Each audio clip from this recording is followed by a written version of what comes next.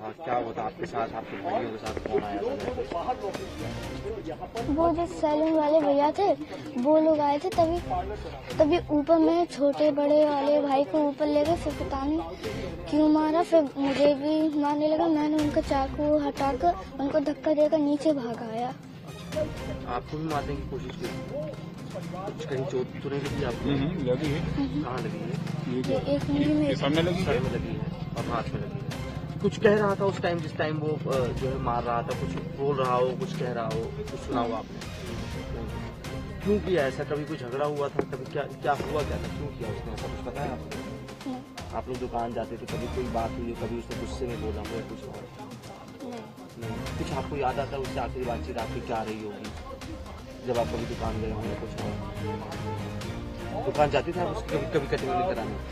इन्हीं के यहाँ जाते थे, इन्हीं के यहाँ रोज कटवाते थे। इन्हीं क्या जाते थे कटवाने?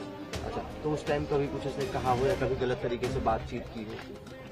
कभी कुछ गलत नहीं लगा? अच्छा, तो कल जब ये आया तो कितने लोग आए थे? दो लोग आए थे। दोनों यही दुकान में काम करते थे? दोनों की दुकान है ये? दो भाई भाई। अच्छा, ठीक। और दो बच्चों की हत्या हुई, इसमें खून से लथपथ अभियुक्त वहाँ से निकल गया और हमारी जब पुलिस टीम को पता चला उसने पीछा किया तो इसको शेखोपुरी जंगल की तरफ जाता दिखाई दिया। वहाँ हमारी टीम जब एसओजी और लोकल थाने पुलिस पीछा करते पहुंची है, उस समय वहाँ पर जो है उसने फायर किया, जवाबी फायर किया और भागने का प्रयास किया। पुलिस ने फायर किया, इस जवाब में जवाबी फायरिंग में वो घायल हुआ और उसकी मृत्यु हो गई। सर ये एक इकलौता आरोपी था? इकलौता आरोपी था, वो खून से पूरा लथपथ था।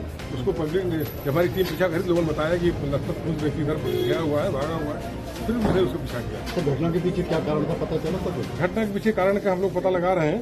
घटना के पीछे क्या रंजिश है, लेन देन का विवाद है या किस तरह विवाद है, इस बारे में बातचीत हो रही है क्योंकि वही परिवार दुखी है और उससे ज्यादा बातचीत नहीं हो पा रही है। जैसा वो आगे बातचीत होगी हम लोग। किस तरीके से घर के अंदर किस तरीके से घटना को अंजाम दिया, किस तरीके से अंदर पहुंचा और कहां पर उसने घटना को अंजाम दिया, किस तरीके से बॉडी पुलिस ने रिकवर करी, किस कानून व्यवस्था को किस तरीके से संभाला? आपको बताएं कि वो घर में गया और घर में जाने के बाद उसने जो है पहले उसके बच्चों को दादी से मिला, उसके बाद वो बच्चे ऊपर चले तो सीधा ऊपर तीसरे मंजिल पर गया।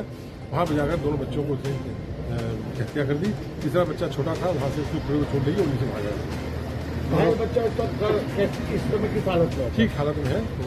आरोपी सर कहाँ का रहने वाला है? आरोपी का नाम साजिद सना बाबू है, सिखान रहने वाला है। तो सर मृतक जावेद का नाम आ रहा है कि उसका नाम साजिद सना बाबू।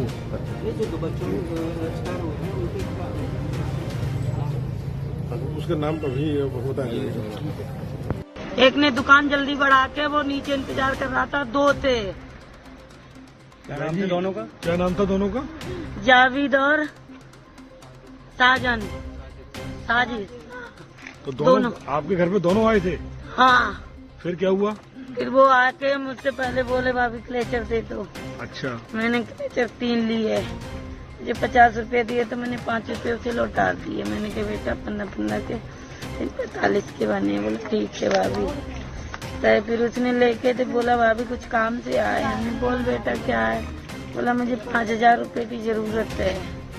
तो हमने तुरंत ही अपने हस्बैंड को फोन किया। हमने कहा जैसे है वो जावेद और वो दोनों आके पैसे मांग रहे हैं। तो बोले कोई बात नहीं, बच्चे सही हैं, दे तो होगा, मतलब मुसीबत था। हमने भी कहा कोई बात नहीं, मुसीबत सब पे। हाँ, बोला मुझे 11 बजे का टाइम दिया है वहाँ पे हॉस्पिटल में, जनाने अस्पताल में डिलीवरी होने को है हमारी बहू के। तो 5 बच्चे हमारे खत्म हो गए, एक है हमारे बच्चे बचते ही नहीं।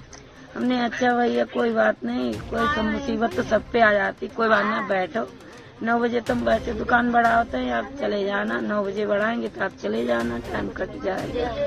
मैंने उसे चाय भी पिलाई, चाय लेके ऊपर मंगाई उसने तो ऊपर दे दी। चलो कोई बात नहीं, नहीं टाइम कट रहा, मतलब बेचैनी होगी इसे।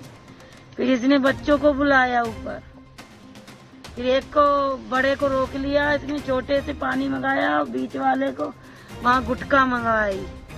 हमारे बच्चे गुटखा वगैरह नहीं लाते, जिसने मंगा वो चले गए। और वो गया तो उसे पकड़ के उसका यहाँ तो उसका गिलास हाथ से गिरा। तो हमने पूछा तो आवाज ही नहीं आई। तो हमने हो सकता है इधर ना बोला हो। पीछे चाकू लेके नीचे लथपथ खून से आया। छोट बीच वाले को भी पकड़ा इसने, वो तो चाकू उसने उसके गिरा, उसने फेंका और छुटा के भाग के आ गया नीचे। उस समय दूसरा वाले व्यक्ति कहा बदायूं की घटना हैरान करने वाली है, रोंगटे खड़े कर देने वाली है, बहुत दुख उत्पन्न करने वाली है। लेकिन ऐसी घटना पर समाजवादी पार्टी घटिया राजनीति पर उतर रही है, घटिया राजनीति करके व्यर्थ के आरोप कर रही है। जबकि सच ये है कि योगी आदित्यनाथ सरकार ने ऐसे किसी भी मामले में पूरी कठोरता से कार्रवाई करने का हमेशा उदाहरण दिया है। इस मामले में भी एनकाउंटर करके अपराधी को मार गिराया है। अगर सत्ता सपा की होती तो समाजवादी पार्टी की सत्ता में ऐसे अपराधियों को सत्ता का संरक्षण होता और समाजवादी पार्टी अब भी व्यर्थ के आरोप प्रत्यारोप कर रही है। बेहतर होता कि वो पीड़ितों के जख्मों पर मरहम लगाने का काम करती। अगर मरहम नहीं लगा सकती तो कम से कम नमक तो न छिड़के।